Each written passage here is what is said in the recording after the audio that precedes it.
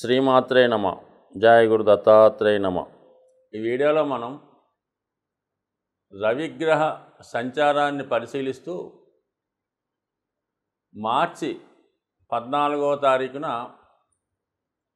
కుంభరాశి నుంచి మీనరాశిలోకి ప్రవేశించినటువంటి రవి సంక్రమణం, అంటే రవి ఒక రాశి నుంచి మీనరాశిలోకి మారడం అన్నది చాలా ఇంపార్టెంట్ అయిన విషయం. అంటే ప్రతి గ్రహం ప్రతి రాశి మారుతుంటుంది, కానీ ప్రతి నెల ఖచ్చితంగా ఒక రాశి నుంచి ఒక రాశికి సూర్యభగవానుడు మారడం జరుగుతుంటుంది.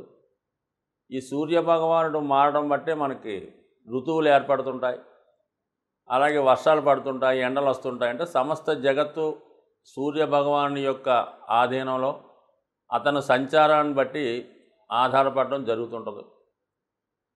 మరి మీనరాశిలోకి ఈ సూర్యభగవానుడు ప్రవేశించడం వల్ల ఎటువంటి ఫలితాలు జరిగే అవకాశం ఉన్నది అన్న విషయాన్ని మనం పరిశీలిస్తే, సూర్యభగవానుడు అగ్నితత్వ గ్రహం. మరి మీనరాశి జలతత్వంతో కూడుకున్నటువంటి గ్రహం. మరి అగ్నితత్వాన్ని కూడుకున్నటువంటి రవి భగవానుడు జలతత్వ రాశిలో ప్రవేశించినట్నే ఎంతో కొంత తన యొక్క ప్రభావాన్ని, అంటే తను ఇచ్చే ఫలితాన్ని తగ్గడం జరుగుతూ ఉంటుంది. సో సాధారణంగా జన్మజాతకంలో కూడా రవి జలతత్వ రాశుల్లో పడినప్పుడు, అంటే కర్కాటకంలో కానీ వృశ్చికంలో కానీ మీనంలో కానీ పడినప్పుడు కంపల్సరీగా జాతకుడు రవి బలహీనుడు అవ్వటం వల్ల అనారోగ్య సమస్యలు, లేదా కొన్ని సందర్భాల్లో ఏదో ఒక వ్యసనానికి, బలహీనతకి బానిస అవ్వడం జరుగుతుంటుంది. సరే, అది పక్కన పెడితే మనకి మీనరాశిలో రాహుగ్రహ సంచారం జరుగుతుంది. ఆ రాహుగ్రహం యొక్క నోట్లోకి ఈ సూర్యభగవానుడు వెళ్ళడం జరుగుతుంటుంది. ఒక విధంగా ఏంటంటే ఇది ఒక గ్రహణం అంటే కాదు, కానీ దీని ఒక గ్రహణ యోగం అని పెద్దవాళ్ళు చెప్తూ ఉంటారంటే అన్ని గ్రహాలు కూడా సూర్యభగవానుడికి దగ్గరగా వచ్చినప్పుడు తమ యొక్క ప్రభావాన్ని కోల్పోవడం జరుగుతూ ఉంటుంది. ముఖ్యంగా శుక్రుడు సూర్యుడి దగ్గరికి వచ్చినప్పుడు శుక్రుడు మరి అస్తంగత్వం చెందడం వల్ల జాతకుడు వైవాహిక జీవితంలో ఇబ్బందులు పడుతూ ఉంటాడు. అదే స్త్రీ జాతకం అయితే అనారోగ్య సమస్యలు, వివాహంలో ప్రాబ్లమ్స్, ఆర్థికపరమైన ఇబ్బందులు జరుగుతుంటాయి. సో ఇప్పుడు మరి సూర్యభగవానుడు అంటే రవిగ్రహం రాహు దగ్గరికి వెళ్ళినప్పుడు ఖచ్చితంగా రాహుకి తన యొక్క ప్రభావాన్ని కోల్పోవడం జరుగుతుంటుంది.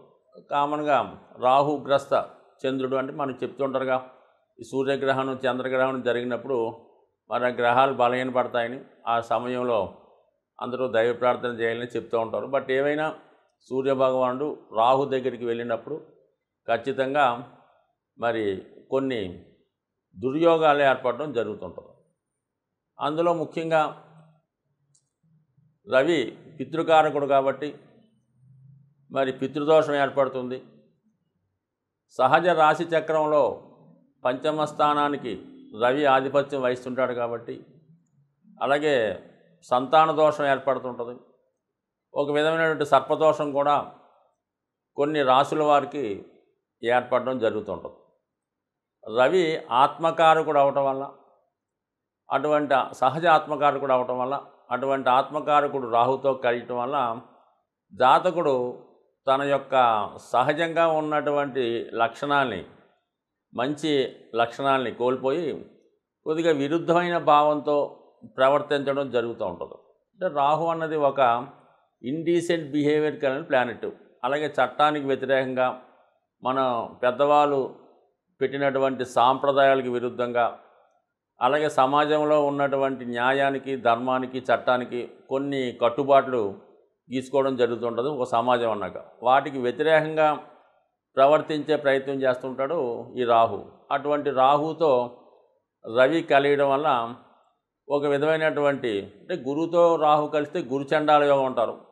సో దీనికి అంత పేరు మనం పెట్టలేదు, కానీ మొత్తం మీద రాహుతో రవి కలిసి ఈ నెల రోజులు సంచరించడం వల్ల కంపల్సరిగా రాహు కొంత ఆత్మధైర్యాన్ని, ఆత్మబలాన్ని, వివేకాన్ని, సమర్థతని కోల్పోవడం వల్ల మరి ఈ రవి ఏ ఏ భావాలకి ఏ ప్రాతినిధ్యం వహిస్తుంటాడో వాళ్ళకి ఆయా విషయాల్లో ఒక విధమైనటువంటి ఇబ్బంది కలుగుతూ ఉంటుంది.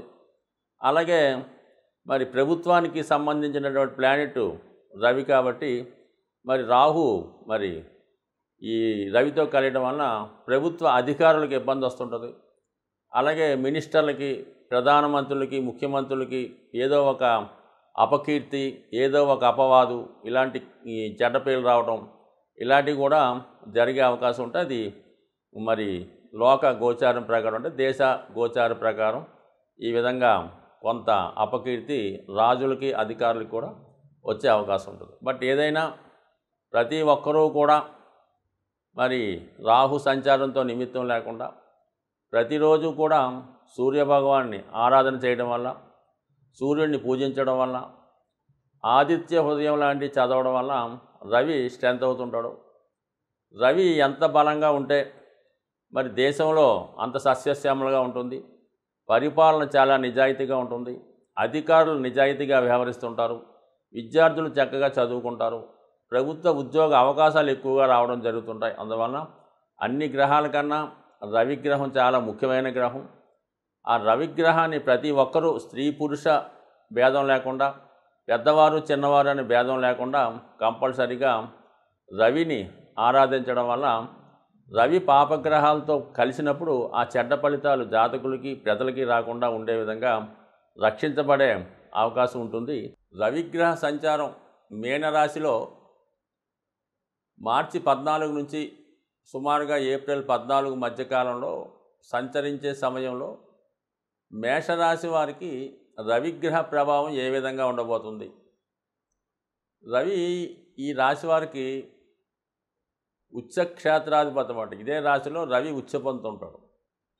అలాగే పంచమ స్థానాధిపతి.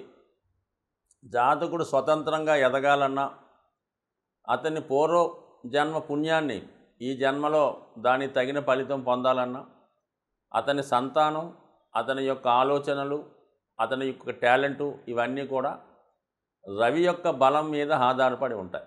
ఖచ్చితంగా మేషరాశి వారు స్వతంత్ర భావాలు కలిగి ఉన్నటువంటి వారు కావడం జరుగుతుంటుంది. ఎందుకంటే వాళ్ళు ఒకరి కింద పని చేయడం కన్నా మనమే 10 మందికి ఉపాధి కల్పించాలి అన్నటువంటి ఉద్దేశంతో ఉంటారు. సో ఈ కారణం వల్లనే రవి ఈ రాశి వారికి అత్యంత శుభుడవటం వల్ల, రాశి అందే ఉచ్చ పొందడం వల్ల సాధారణంగా ఒక ఉన్నత స్థాయి కుటుంబంలో అంటే వాళ్ళ తండ్రి గారు కానీ, తాతగారు కానీ మంచి జమీందారీ వంశానికో, రాజవంశానికో, లేదంటే ఒక దివాను వంశానికో చెందిన వారే ఉంటారు. అటువంటి గొప్ప వంశంలో జన్మించడం వల్ల వీళ్ళు కూడా ఈ విధమైనటువంటి రాచరిక లక్షణాలు కలిగి ఉంటారు, ఈ మేష రాశి లేదా మేషలగ్నం వాళ్ళు. అందుకనే వీళ్ళు అటు రాజకీయ రంగంలో కానీ లేదా రియల్ ఎస్టేట్ రంగంలో అంటే రాశి కుజుడు అధిపతి అవ్వడం వల్ల భూములు నమ్ముకోవడం వల్ల వీళ్ళు ఎక్కువగా రియల్ ఎస్టేట్ అవ్వచ్చు, వ్యవసాయం అవ్వచ్చు, ఏదైనా భూమికి సంబంధించిన విషయాల్లో బాగా అభివృద్ధి చెందడానికి కారణం అవుతుంటుంది. దానికి కారణం ఈ కుజుడు, రవి మాత్రమే. రవి రాజు అవటం వల్ల వాళ్ళ యొక్క పెద్దవారి ద్వారా వచ్చే స్థిరాస్తులు, పెద్దవారి సలహాలు, సంప్రదింపులు రావడం జరుగుతుంటుంది. కుజుడు కూడా అగ్నితత్వ గ్రహం, రవి కూడా అగ్నితత్వ గ్రహం వల్ల పరిపాలనా దక్షత కలిగి ఉంటారు, స్వతంత్ర భావాలు కలిగి ఉంటారు. వీళ్ళకి ఒకళ్ళు చెప్పినటువంటి మాటలు నచ్చవు. వీళ్ళకి ఏది పర్ఫెక్ట్ అంటే వాళ్ళు చేస్తూ ఉంటారు.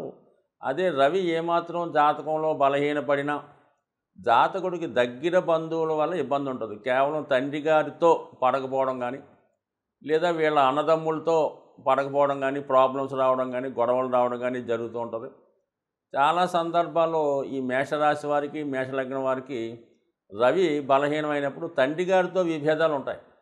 చాలా వరకు తండ్రి గారి యొక్క పదవిని వీళ్ళు ఆక్రమించడం కానీ, వాళ్ళ యొక్క రాజకీయ రంగం అవ్వచ్చు, వేరే రంగంలో ఉన్న వారు ఏదైతే చేస్తారో వీళ్ళు కూడా అదే చేసి వాళ్ళని అధిగమించి కేవలం ఈ విధంగా వ్యతిరేకత తండ్రి గారి ఆస్తి తీసుకోవడం వల్ల ఏదో కారణం అవ్వచ్చు. మొత్తం మీద ఏంటంటే తండ్రి గారితో విభేదాలు రవి వీక్ అవ్వడం వల్ల వచ్చే అవకాశం ఉంది.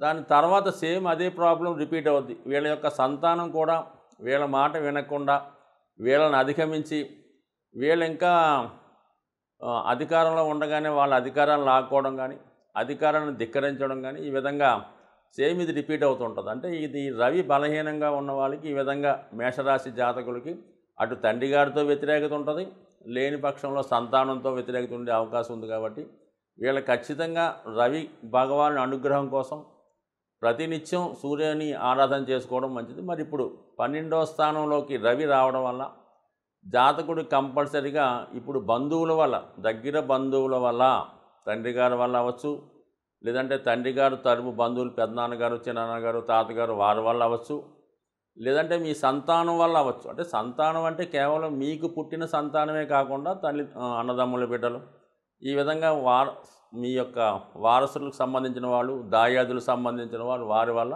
ఇబ్బందులు రావడం జరిగే అవకాశం ఉంది. ఒక విధంగా పరోక్షంగానో ప్రత్యక్షంగానో మీ యొక్క పదవి పోగొట్టే ప్రయత్నంగానో, మీ యొక్క స్థితి నుంచి కింద పడేసే విధంగానో మీకు వ్యతిరేకంగా ప్రచారం చేయడం జరుగుతూ ఉంటుంది. సో ఖచ్చితంగా మరి ప్రభుత్వ అధికారుల వల్ల కూడా ఇబ్బందులు వచ్చే అవకాశం ఉంది. అంటే రవి ప్రభుత్వానికి కారకుడు, వ్యయ స్థానంలో ఉండడం వల్ల ప్రభుత్వానికి పెనాల్టీ కట్టడం కానీ, ట్యాక్సులు చెల్లించకపోవడం వచ్చిన ఇబ్బందులు కానీ, ఇవన్నీ కూడా ప్రభుత్వ అధికారుల ఒత్తిడి కూడా ఎక్కువ ఉంటుంది. అయితే ఇక్కడ మామూలుగా సింగిల్గా రవి ఒక్కడే 12వ స్థానంలో ఉంటే ఇటువంటి కుట్రలు కుతంత్రాలు మీ యొక్క పదవి పోగొట్టడానికి మీ యొక్క సొంత సంతానం కానీ, ఆ సంతానానికి ఆ వారసులు కానీ మీకు ఇబ్బంది పెట్టే కారణం ఏంటంటే రవి రాహుతో కలిసి ఉండడం వల్ల కంపల్సరిగా మీ యొక్క రక్త సంబంధికులే ఇతరులతో కలిసి మీ యొక్క పతనానికో మీ యొక్క నాశనానికో వారు కోరుకోవడం జరుగుతుంటుంది. కాబట్టి ఈ సమయంలో చాలా అప్రమత్తంగా ఉండాలి.